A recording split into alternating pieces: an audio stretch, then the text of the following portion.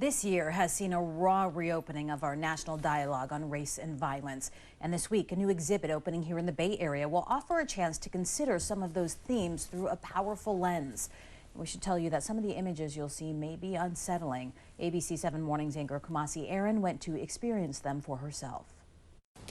Walking through the familiar neoclassical gates of San Francisco's Legion of Honor, the effect is even more startling. Two bronze figures sprawled on the cement, covered in blankets, only the disturbing glimpses of hands and feet visible. They are the work of Kenyan-American artist Wangechi Mutu, who was already working on the exhibit in 2018 when three young African-American women were attacked by a knife-wielding man at the MacArthur BART station in Oakland.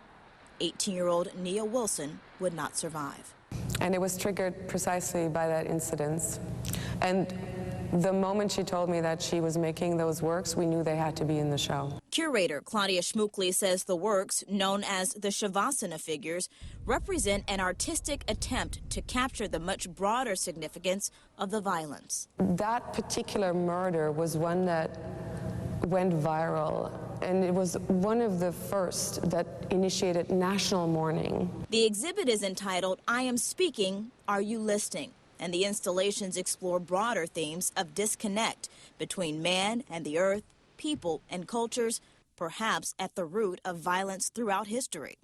As visitors wander through individual galleries, they encounter Mutu's African pieces juxtaposed against the classical European art the museum is celebrated for, sometimes creating tension.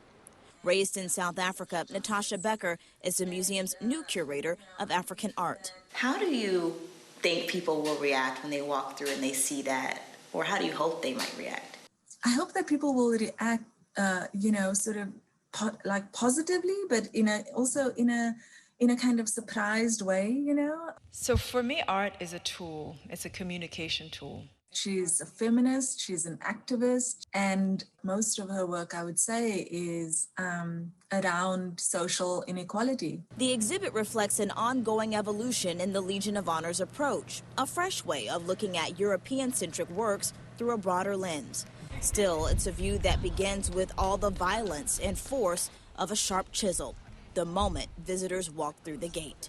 Those artworks that Nia Wilson inspired, why did you choose to put them at the very front of the museum? It's the first thing that people see when they walk in.